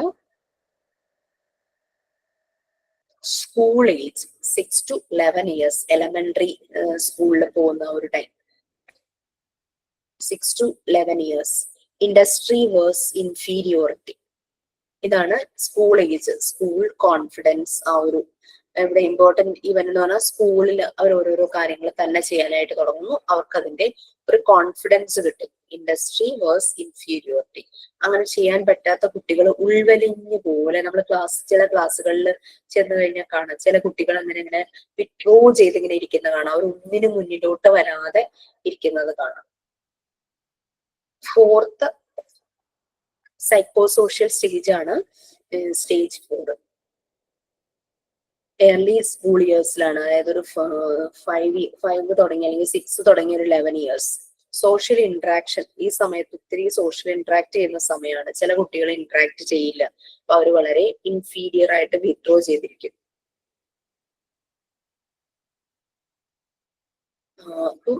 അക്കാദമിക് ഏരിയ ഒന്ന് എക്സ്പ്ലോർ ചെയ്യുന്ന ഒരു ടൈമാണ് അല്ലെ. അപ്പൊ സക്സസ് ആണെങ്കിൽ അവർക്ക് ആ ഒരു സെൻസ് ഓഫ് കോമ്പീറ്റൻസ് അത് വരും. ഫെയിലിയർ അവർക്ക് എപ്പോഴും ഒരു ഇൻഫീരിയർ ആയിട്ട്, അവർ കുറച്ചുകൂടെ സക്സസ് ആകുമ്പോൾ അവർ കൂടുതൽ ഇൻഡസ്ട്രിയസ്, ആ ഒരു നല്ലൊരു കോമ്പീറ്റൻസ് ലെവലിലേക്ക്, നല്ലപോലെ അച്ചീവ് ചെയ്യുന്ന ഒരു ലെവലിലേക്ക് അവർ മാറും. അല്ലാത്ത കുട്ടികൾ വളരെ ഉൾവലിഞ്ഞ് വിഡ്രോ ചെയ്തു പോകും. ഈ ഒരു ടൈമില് കുട്ടികൾ ഓരോ അച്ചീവ്മെന്റ് കിട്ടുമ്പോൾ, അത് ചെറുതായാലും വലുതായാലും എന്ത് തന്നെ ആയിക്കോട്ടെ, പാരന്റ്സും ടീച്ചേഴ്സും ഇവരെ നല്ല രീതിയിൽ എൻകറേജ് ചെയ്യണം എന്നാണ് പറയുന്നത്. അത് അവരെ കൂടുതൽ ഡെവലപ്മെന്റ്, അവർക്ക് ആ ഒരു ഫീലിംഗ് വരും, ആ ഒരു കോമ്പീറ്റൻസ്, ബിലീഫ്, അവരുടെ ഒരു സെൽഫ് ബിലീഫ്, അവർക്ക് അവരിൽ തന്നെ ഒരു വിശ്വാസം, ആ ഒരു കോൺഫിഡൻസ് എല്ലാം വരും. അവരുടെ സ്കില്ലിൽ, അവരുടെ കഴിവുകളിലൊക്കെ ഒരു ബിലീഫ് അത് വരും. അതേസമയം ഇങ്ങനെ ഒരു എൻകറേജ്മെന്റ് ഒന്നും പാരന്റ്സിന്റെ കയ്യിൽ നിന്നും കിട്ടുന്നില്ല, ടീച്ചേഴ്സിന്റെ കയ്യിൽ നിന്നും അല്ലെങ്കിൽ കിട്ടുന്നില്ല, അല്ലെങ്കിൽ പീർ ഗ്രൂപ്പ്, അവരുടെ ഫ്രണ്ട് സർക്കിളിൽ നിന്നും കിട്ടാതെ വരുമ്പോഴേക്കും അവര് ഡൗട്ട് അടിക്കും, അവരുടെ എബിലിറ്റീസിനെ കുറിച്ച് ഡൗട്ടായി പോകും. അങ്ങനെയുള്ള കുട്ടികൾക്ക് പല പ്രശ്നങ്ങളും നേരിടാം. നിങ്ങള് സ്ഫടികം സിനിമ കണ്ടിട്ടുണ്ടാവും അല്ലെ? അതില് മോഹൻലാലിന്റെ ചെറുപ്പ കാലഘട്ടത്തില് കുറെ ഇന്നോവേറ്റീവ് ആയിട്ടുള്ള ഐഡിയാസ് ആയിട്ട് വരും. പക്ഷെ അദ്ദേഹത്തിന്റെ ഫാദർ ഒരു ഭയങ്കര റഫ് ആൻഡ് ടഫ് ആയിട്ടുള്ള ഒരു മാത്സ് ടീച്ചർ ആയിരുന്നു അല്ലെ. പുള്ളി വരയ്ക്കുന്ന ഒരു വഴിയിലൂടെ തന്നെ കുട്ടിയും പോകണം എന്നുള്ള ഭയങ്കരമായിട്ട് നിർബന്ധം പിടിച്ചിരുന്ന ആളായിരുന്നു. അങ്ങനെ ആ കുട്ടിയുടെ സ്കിൽസ് അദ്ദേഹം കാണാതെ പോയി. ആ കുട്ടിയുടെ ലൈഫേ സ്പോയിലായി പോകുന്ന രീതിയിലാണ് അഡൽട്ടായി മാറുമ്പോഴേക്കും അദ്ദേഹത്തിന്റെ ലൈഫ് താളം തെറ്റി സ്പോയിലായി പോകുന്നതായിട്ടാണ് നമ്മൾ കാണുന്നത്. പിന്നീട് ഇത് അച്ഛൻ തിരിച്ചറിഞ്ഞിട്ടുണ്ടെങ്കിലും പക്ഷെ അപ്പൊ തന്നെ ഒത്തിരി വൈകിപ്പോയി, അങ്ങനെ നമ്മൾ കണ്ടിട്ടുണ്ടല്ലേ. അതാണ് അപ്പൊ ആ കുട്ടികളുടെ സ്കിൽസിനെ, ചിലപ്പോ കുട്ടിക്ക് വരയ്ക്കാനായിരിക്കും കഴിവ്, അച്ഛനും അമ്മയും കുട്ടിയെ ഡോക്ടറാക്കാനൊക്കെ അത് ജനിച്ചിരിക്കുന്നതിന് മുമ്പേ പ്ലാൻ ചെയ്തിട്ടുണ്ടായിരിക്കും. അപ്പൊ അങ്ങനെ വരുമ്പോ അവർ ആ കുട്ടിയെ ചിലപ്പോ ഡീമോട്ടിവേറ്റ് ചെയ്യുന്ന ചാൻസസ് ഒക്കെ വരുവാണെങ്കിൽ ആ കുട്ടി അങ്ങോട്ട് ഇൻഫീരിയർ ആയി പോകും. അവനവന്റെ കഴിവ്, അവന്റെ കേപ്പബിലിറ്റീസ് എക്സ്പ്രസ് ചെയ്യാനായിട്ടൊരു പ്ലാറ്റ്ഫോം കിട്ടാതെ വരും. കുട്ടിയുടെ സ്കിൽസ് മനസ്സിലാക്കി അതിനെ പ്രൊമോട്ട് ചെയ്യാൻ എൻകറേജ് ചെയ്യുമ്പോൾ ആ ലൈഫിൽ സക്സസ്ഫുൾ ആയിട്ട് മാറും. അല്ലാത്ത കുട്ടികൾ ഇൻഫീരിയർ ആയിട്ട് മാറുന്നു, സക്സസ്ഫുൾ ആവുന്നില്ല. Stage 5 identity versus confusion. ഇതാണ് സ്റ്റേജ് 5 വരുന്നത്. എറിക്സന്റെ സ്റ്റേജ് 5. സ്റ്റേജ് 5 എന്ന് പറയുമ്പോൾ ഏജ് അഡോളസൻസ്, ഭയങ്കര ഒരു പീക്ക് ടൈമല്ലേ. 12 ഇയേഴ്സ് തുടങ്ങി 18 ഇയേഴ്സ് വരെ വളരെയധികം കൺഫ്യൂഷൻസ് വരുന്നൊരു ടൈം തന്നെ പറയാം. Identity versus role confusion. അപ്പം പേഴ്സണാലിറ്റി ഡെവലപ്പ് ചെയ്ത് അതിന്റെ ഒരു പീക്കിലെത്തുന്നത് പിന്നെ ആ സമയത്താണ് കൂടുതൽ റിലേഷൻഷിപ്പുകളിലേക്ക്, സോഷ്യൽ റിലേഷൻഷിപ്സ്, ഫ്രണ്ട്സ് ഭയങ്കര ഇമ്പോർട്ടന്റ്, അല്ലെങ്കിൽ ഓപ്പോസിറ്റ് സെക്സിനോടുള്ള അട്രാക്ഷൻ, അങ്ങനെയുള്ള കാര്യങ്ങളെല്ലാം ഈ ഒരു ടൈമിലാണ് വരുന്നത്. അഡോളസൻസിലേക്ക് വരുമ്പോൾ 12 to 18 ഇയേഴ്സ്.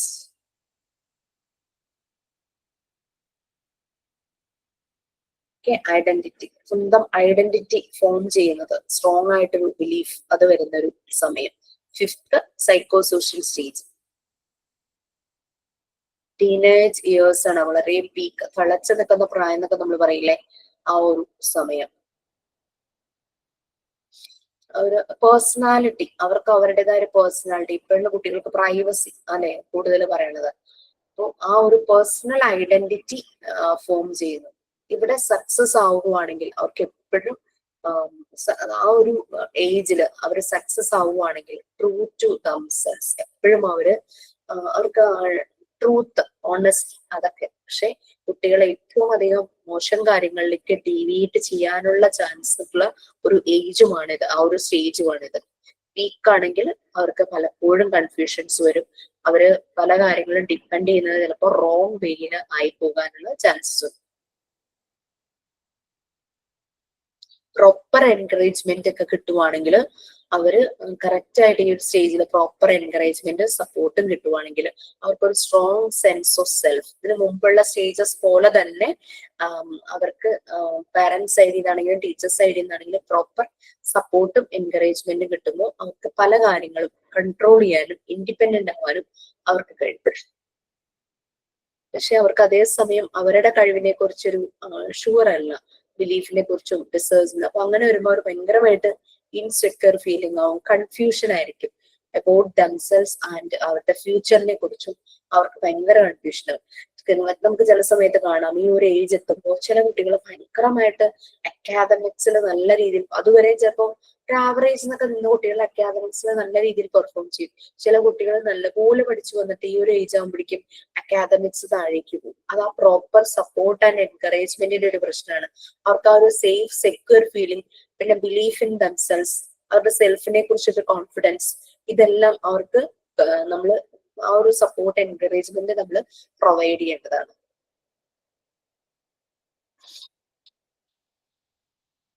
ഓക്കെ,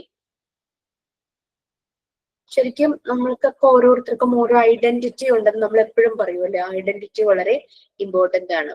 അല്ലാതെ നമ്മൾ ഒരു ഐഡന്റിറ്റി ഇല്ലാത്ത ഒരു ജീവിതം എന്നൊക്കെ പറഞ്ഞു കഴിഞ്ഞാൽ ദാറ്റ് മീൻസ് നമ്മൾ ഒത്തിരി അങ്ങോട്ട് ഇൻഫീരിയർ ആയിട്ട് നമ്മളൊരു ഷെയിം, ഗിൽട്ടി ഫീലിങ്ങില്, ഒരു കോൺഫിഡൻസ് ഇല്ലാതെ ജീവിക്കുന്ന പോലെ ആയിട്ട് വരും.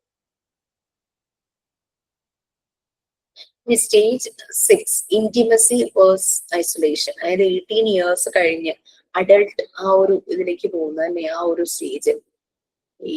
അല്ല മാഡം, ഒന്ന് ചോദിക്കട്ടെ, ഐഡന്റിറ്റി വേഴ്സസ് സ്റ്റേജ് 5 ഒന്നുകൂടെ പറയൂ. ഐഡന്റിറ്റി വേഴ്സസ് വേർഡ് ഏതാണ്? Identity versus confusion, role confusion. അതായത് നമ്മളിപ്പോ നല്ല പ്രോപ്പർ എൻകറേജ്മെന്റും സപ്പോർട്ടും ആയിട്ട് വരുമ്പോ ആ കുട്ടിക്ക് ഒരു സെൽഫ് ബിലീഫ് ഉണ്ടാകും. Yes, I can do this, I am this, ഞാൻ ഇതാണ് എന്നവന് മനസ്സിലാകും. അവന്റെ ഐഡന്റിറ്റി പുറത്താവും, റിവീൽഡ് ആവും. പക്ഷെ അതേസമയം ഈ അങ്ങനെ ഒരു സപ്പോർട്ട് കിട്ടാതാവുമ്പോ ഞാൻ ആരാ, ഞാൻ എന്തിന്, അങ്ങനെ ഒരു കൺഫ്യൂഷൻ വരും. That is role confusion. ഞാൻ ഷെയർ ചെയ്യൂട്ടോ ഇതിന്റെ ലിങ്ക്സ് എല്ലാം. അപ്പൊ അതാണ്, ഞാൻ എന്തിനാ, ഞാൻ അത് ചെയ്താൽ ശരിയാവുമോ, എന്നെ കൊണ്ട് അത് പറ്റില്ല, I M not good, I M not good for this, ആ ഒരു രീതിയിൽ ഒരു ടീച്ചർ ഒരു കാര്യം ഏൽപ്പിച്ചിട്ട് you have to do this, you have to lead this എന്ന് പറയുമ്പോൾ ഈ റോൾ കൺഫ്യൂഷൻ പോകും. ഞാനത് ചെയ്താൽ ശരിയാവില്ലെന്ന്, ഞാൻ വേറെ ആരെങ്കിലും ഏൽപ്പിക്കും, ലൈക്ക് ദാറ്റ്. അങ്ങനെ കമന്റ് ചെയ്യുന്ന ചില പിള്ളേരുണ്ടാവുമല്ലോ ആ ഒരു പ്രായത്തില്. അതാണ്. അപ്പൊ പോസിറ്റീവായിട്ട് വരുന്നത് അവരുടെ ഒരു ഐഡന്റിറ്റി, സെൽഫ് ബിലീഫ്, അവർക്ക് അവരെ പറ്റി തന്നെ ഒരു കോൺഫിഡൻസ്, അവർക്ക് ആ ഒരു ഇത് വരുന്നു. ഐഡന്റിറ്റി വെച്ചാൽ നമ്മളിപ്പം പറയില്ലേ, നമ്മൾക്ക് ഓരോരുത്തർക്കും ഓരോ പ്രത്യേകതകൾ ഉണ്ടാവും അല്ലെ, പേഴ്സണൽ ട്രേറ്റ്സ്, സ്വഭാവ സവിശേഷതകൾ നമ്മൾ പറയും, സ്വഭാവ ഗുണങ്ങൾ. ഒരു വ്യക്തിയുടെ ഐഡന്റിറ്റി മേ അയാളുടെ ഒരു സ്മൈൽ ആയിരിക്കാം, അല്ലെങ്കിൽ അയാളുടെ ഒരു ആക്ഷൻസ് ആയിരിക്കാം, അല്ലെങ്കിൽ അയാളുടെ ശബ്ദമായിരിക്കാം, അല്ലെ, ചിലപ്പോൾ പാട്ട് പാടുന്ന ഒരു കഴിവായിരിക്കാം, അല്ലെങ്കിൽ എന്തെങ്കിലും ഒരു വർക്ക് ചെയ്തു കഴിഞ്ഞാൽ വളരെ ക്രിയേറ്റീവ് ആയിട്ട് ചെയ്യുന്നു, അല്ലെങ്കിൽ മെക്കാനിക്കൽ പരമായിട്ടുള്ള കാര്യങ്ങളാണെങ്കിൽ അതൊക്കെ നമ്മൾ പറയുമ്പോൾ അയാളുടെ ഒരു പ്രത്യേകത ആണ്. That is identity. അപ്പം അത് ഓരോ കുട്ടികൾക്കും ഉണ്ടാകും. അത് അവരുടെ ഓരോ സ്റ്റേജിലും അവർക്ക് അതിനനുസരിച്ചുള്ള സപ്പോർട്ട് കിട്ടുമ്പോഴാണ് അവരുടെ സ്കില്ല് മനസ്സിലാക്കി അവർ ഈ ഐഡന്റിറ്റിയിലേക്ക് പോകുന്നത്. ടീച്ചർമാര് കുട്ടികളെ പല ടാസ്ക് ഏൽപ്പിക്കുന്നത് ആ കുട്ടിക്ക് അത് ചെയ്യാനുള്ള കഴിവുണ്ട്, അവരെ അത് ഏൽപ്പിക്കും അല്ലെ. ചിലർക്ക് വീഡിയോഗ്രാഫി ആയിരിക്കും. ഒരു പ്രോഗ്രാം കണ്ടക്ട് ചെയ്യുമ്പോൾ ടീച്ചേഴ്സ് അതിന്റെ വീഡിയോ കവറേജ് നീ ചെയ്യണം. വേറൊരു കുട്ടിക്ക് അതിന്റെ റൈറ്റപ്സ്, റിപ്പോർട്ട് നല്ലപോലെ ചെയ്യുന്ന ആളായിരിക്കും, അതല്ലേ ടീച്ചർമാര് റിപ്പോർട്ട് ഇന്ന ആള് ചെയ്താൽ മതി, അങ്ങനെ രീതിയിൽ പറയും. പിന്നെ പ്രോഗ്രാമിന്റെ വെൽക്കം ചെയ്യാൻ അതൊരു കുട്ടിയെ ഏൽപ്പിക്കും. ലോട്ട് ഓഫ് താങ്ക്സ് വേറൊരു കുട്ടിയേക്കും. അപ്പൊ ടീച്ചർമാർ അതെല്ലാം സെലക്ട് ചെയ്യുന്ന കുട്ടികളുടെ ഒരു ഐഡന്റിറ്റി, പേഴ്സണാലിറ്റി ട്രെയ്റ്റ്സ് മനസ്സിലാക്കിയിട്ടായിരിക്കും, അവരുടെ ഒരു പേഴ്സണൽ ട്രെയ്റ്റ്സ് മനസ്സിലാക്കിയിട്ടായിരിക്കും അത് ചെയ്യുന്നത് അല്ലെ. ആങ്കറിങ് ചെയ്യാനായിട്ട് ചിലപ്പോൾ ഒരാളെ വിളിക്കും. അങ്ങനെ തന്നെ നമുക്ക് നമ്മുടെ വീട്ടിലെ കുട്ടികൾക്ക്, ഇപ്പൊ നമ്മുടെ വീട്ടുകളിൽ 2 or 3 കുട്ടികൾ ഉണ്ടെങ്കിൽ നമുക്ക് മനസ്സിലാവും ഓരോ കുട്ടിക്കും ഏതാണ് കേപ്പബിൾ ആയിട്ടുള്ളത്. അപ്പൊ അത് നമ്മൾ പ്രൊമോട്ട് ചെയ്ത് കഴിഞ്ഞാൽ അവർ ഭയങ്കര കോൺഫിഡന്റ് ആവും. Okay, next young adulthood. അടുത്തത് ദാറ്റ് ഈസ് 19 years തുടങ്ങിയിട്ട് 40 years വരെ ലൈഫ് ഒന്ന് സെറ്റിൽ ആവുന്നത്, ഓപ്പോസിറ്റ് സെക്സിനോട് ഒരു ഇന്റിമസി തോന്നുന്നത്, ഒരു റിലേഷൻഷിപ്പിൽ വരുന്നത്, ലവ്, അങ്ങനെ ഒരു റിലേഷൻഷിപ്പിൽ വരുന്ന ഒരു പ്രായം, അത് മാരേജിലേക്ക് എത്തുന്നു, ലൈഫ് സ്റ്റാർട്ട് ചെയ്യുന്നു. That is 19 to 40 years young adulthood.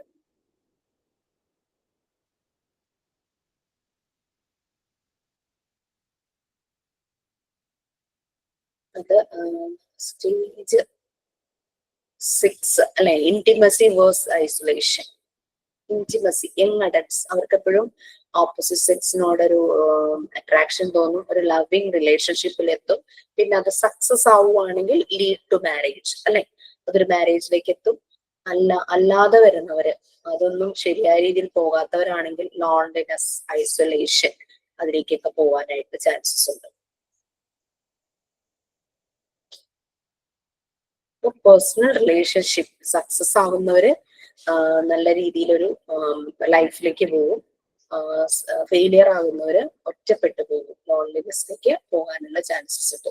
അത് അവരുടെ ലൈഫിനെ തന്നെ ചിലപ്പോൾ താളം തെറ്റിക്കും. സ്റ്റേജ് 7 ജനറേറ്റിവിറ്റി വേഴ്സ് സ്റ്റാഗ്നേഷൻ ആണ് സ്റ്റേജ് 7 പറയുന്നത്. സ്റ്റേജ് 7ന്റെ ഏജ് മിഡിൽ അഡൾട്ട്ഹുഡ്, 40 വയസ്സ് തുടങ്ങിയിട്ട് 40 years തുടങ്ങിയിട്ട് 65 years വരെ വരുന്നതാണ് middle adulthood. Generativity versus stagnation. അപ്പൊ 40 എന്നൊക്കെ പറയുമ്പോഴേക്കും നമ്മളൊരു പാരന്റ്സ് ഒക്കെ ആയി, വർക്ക്, ജോലിയുണ്ട്, പാരന്റ്ഹുഡ് ഉണ്ട് അല്ലെ. ഇപ്പൊ വീട്ടിലെ കാര്യങ്ങൾ നോക്കുന്നവരാണെങ്കിൽ വീട്ടിലെ കാര്യങ്ങള്, പിന്നെ കുട്ടികൾ 65 years എന്നൊക്കെ പറയുമ്പോഴേക്കും കുട്ടികളൊക്കെ പഠിച്ച് ജോലി, അങ്ങനെ ചിലപ്പോ ഗ്രാൻഡ് കിഡ്സ്, അങ്ങനെ ഗ്രാൻഡ് പാരന്റ് ആയിട്ട് മാറുന്ന ഒരു ഏജും ഒക്കെയാണ് ആ ഒരു ടൈം എന്ന് പറയുന്നത്. 42 ആ ഒരു ഏജ് വരുന്നത് 7 ജനറേറ്റ്. അപ്പൊ ഈ ഒരു സമയം സക്സസ് ആയി അവർക്ക് പോവുകയാണെങ്കിൽ അവർക്ക് തിരിഞ്ഞു നോക്കി വിഷമിക്കേണ്ടാത്ത ഒരു കാലഘട്ടം അല്ലെ. സക്സസ് അവർക്ക് എപ്പോഴും യെസ്, ഞാൻ വർക്ക് ആയിരുന്നു, ഞാൻ അച്ചീവ് ചെയ്തു, ഞാൻ അക്കംപ്ലിഷ് ചെയ്തു. As A father I M good, as A life partner അല്ലെങ്കിൽ ആസ് എ ഗ്രാൻഡ് പാരന്റ്, അങ്ങനെയുള്ള രീതിയിലൊക്കെ സക്സസ് ആവുകയാണെങ്കിൽ ദേ വിൽ ഫീൽ ലൈക്ക് ഒരു സക്സസ് ഫീലിംഗ്, ഒരു അക്കംപ്ലിഷ്മെന്റ്, അങ്ങനെ ഒരു രീതിയിൽ വരും. ഡ്യൂറിങ് അഡൾട്ട്ഹുഡിൽ നമ്മളിങ്ങനെ ജീവിക്കുവാണ്, നമ്മുടെ കരിയറിൽ ഫോക്കസ് ചെയ്യുന്നു, ഫാമിലിയുടെ കാര്യങ്ങൾ നോക്കുന്നു, അങ്ങനെ സക്സസ്ഫുൾ ആയിട്ട് പോകും. പക്ഷെ ഫെയിലിയർ ആയിട്ട് പോകുന്നവര് അവർ അൺപ്രൊഡക്റ്റീവ് ആയിരിക്കും, അവര് സോഷ്യലൈസ് ചെയ്യാൻ വിഷമിക്കും, അൺഇൻവോൾവ് ആയിട്ട് മാറും, പലപ്പോഴും സൊസൈറ്റിയിൽ നിന്നൊക്കെ അകന്ന് ഒരു ഒതുങ്ങിയ ജീവിതം, അങ്ങനെ അൺപ്രൊഡക്റ്റീവ് ലൈഫ് ഒന്നും ശരിയായ രീതിയിൽ സെറ്റിൽ ആവാതെ ജോലിയൊക്കെ ശരിയാവാത്ത രീതിയിൽ വരുന്നു. അവർ സ്റ്റേജ് 8 ഈ ഒരു 65 ഒക്കെ കഴിഞ്ഞ് ലാസ്റ്റ് സ്റ്റേജിലേക്കൊക്കെ പോലെ ഡെത്ത്, ഇന്റഗ്രിറ്റി വേഴ്സ് ഡിസ്പെയർ. തിരിഞ്ഞു നോക്കുമ്പോൾ yes I had done everything well എന്നൊരു ഫീൽ ആണെങ്കിൽ they will feel very happy.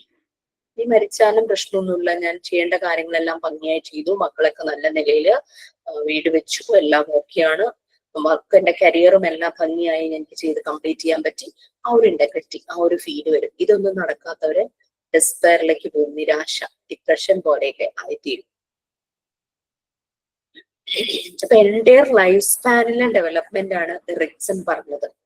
Old ഏജും കൂടെ ഇൻക്ലൂഡ് ചെയ്ത്, കൊച്ചുകുട്ടി ജനിച്ചപ്പോ തുടങ്ങി ഓൾഡ് ഏജ് കൂടി ഇൻക്ലൂഡ് ചെയ്തിട്ടാണ് അദ്ദേഹം പറഞ്ഞത്. അപ്പൊ സക്സസ് എങ്ങനെയൊക്കെ പോകുന്നു, ഫെയിലിയർ എങ്ങനെയൊക്കെ പോകുന്നു, അങ്ങനെ അദ്ദേഹം കമ്പയർ ചെയ്ത് പറഞ്ഞിട്ടുണ്ടായിരുന്നു. ഓക്കെ, ഇങ്ങനെ അൺസക്സസ്ഫുൾ ആയിട്ട് തോന്നുന്നവരെന്താ, ഈ ജീവിതം കൊണ്ട് എനിക്കൊന്നും നേടാൻ പറ്റിയില്ല, ഒരു വേസ്റ്റ് ലൈഫായി പോയി, ഫോർ നത്തിങ്, ജീവിക്കണ്ടായിരുന്നു, ഇങ്ങനെ എന്തിനാ ഇങ്ങനെ ഒരു പാഴ് ജീവിതം എന്നൊക്കെ ചിന്തിച്ചു പോകും, ഫെയിലിയർ ആയി പോകുന്ന ആൾക്കാർ. അല്ലാത്തവരെന്താ, ദേ വിൽ ഫീൽ പ്രൗഡ്, ഞാൻ എന്റെ ജീവിതത്തിൽ ഇതെല്ലാം നേടി, ഐ എം വെരി ഹാപ്പി, എനിക്ക് എന്റെ മക്കൾ നല്ല നിലയിലായത് കണ്ടു, എന്റെ ഗ്രാൻഡ് ചിൽഡ്രൻ അവരും നല്ല നിലയിലായിട്ട് പോകുന്നുണ്ട്, ഓക്കെ വെരി ഹാപ്പി എന്നൊക്കെ പറഞ്ഞിട്ട് അങ്ങനെ ഉള്ളവർക്ക് ആ ഒരു പ്രൗഡ് ഫീൽ ആയിരിക്കും.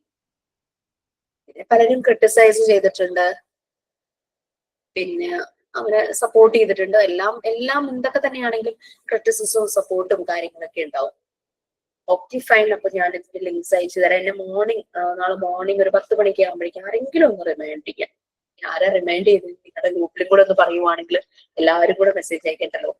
അപ്പൊ ഓക്കെ, അതാരാന്ന് വെച്ചാൽ തീരുമാനിച്ച് എന്നെ ഒന്ന് ജസ്റ്റ് PFAയുടെ PDF-ഉം ഇതിന്റെ ലിങ്ക്സും ഇനി പറയാൻ പോകുന്ന മറ്റ് സൈക്കോ അനാലിസ്റ്റുകളുടെ ലിങ്കും ഒന്ന് ഷെയർ ചെയ്യണമെന്ന് പറഞ്ഞു കഴിഞ്ഞാൽ ഞാനത് അയച്ചേക്കാം. ഇനി നിങ്ങൾ ഗൂഗിൾ ചെയ്യുമ്പോൾ ഇതിലും എളുപ്പമായിട്ട് സിംപ്ലിഫൈഡ് ആയിട്ടുള്ള ഡേറ്റാസ് കിട്ടുവാണെങ്കിൽ അത് ഷെയർ ചെയ്തോളൂ കേട്ടോ. ഓക്കെ, നമുക്ക് മൈൻഡ് അപ്പ് ചെയ്യാം. സൈൻ ഔട്ട് ചെയ്യാൻ ആരെങ്കിലുണ്ടോ? ഇതിന്റെ ബിഎഡിന്റെ നോട്ട്സ് ഉണ്ട്, വളരെ സിമ്പിളാ. ആണോ? ഓക്കെ, ഷെയർ ചെയ്യൂ. നോട്ട്സ് മീൻസ് ആതിരെ എഴുതിയതാണോ? ഞാൻ ബിഎഡ് പഠിച്ചപ്പോ സൈക്കോളജി സാറ് തന്ന നോട്ടാണ്. സാറ് വളരെ സിമ്പിൾ ആയിട്ട് ക്ലാസ് എടുക്കുള്ളൂ, അപ്പൊ സാറിന്റെ നോട്ട്സും ഭയങ്കര സിമ്പിളാ. Okay, very good. ഇത് നമുക്ക് ആവശ്യമാണ്, കാരണം നമ്മുടെ ഇതിൽ ഇല്ലെങ്കിൽ പോലും നമുക്കത് ആവശ്യമാണ്. ഈവൻ എനിക്കൊന്ന് ഷെയർ ചെയ്ത് തരാണെങ്കിൽ ഇനി ടെക്സ്റ്റ് ഒന്ന് അപ്ഗ്രേഡ് ചെയ്യുമ്പോൾ എനിക്കും യൂസ്ഫുൾ ആയിരിക്കും. നമ്മുടെ ഇനി വരുന്ന ബാച്ചുകൾ അത് ഹെൽപ്പ് ചെയ്യുമായിരിക്കും. ഇഫ് അത് ഓക്കെ ആണെന്ന് തോന്നുവാണെങ്കിൽ ഷെയർ ചെയ്യൂ, അല്ലെങ്കിൽ നോ പ്രോബ്ലം. അല്ല, ഞാൻ ഷെയർ ചെയ്തേക്കാം, വാട്സപ്പ് ഇട്ടേക്കാം. Thank you.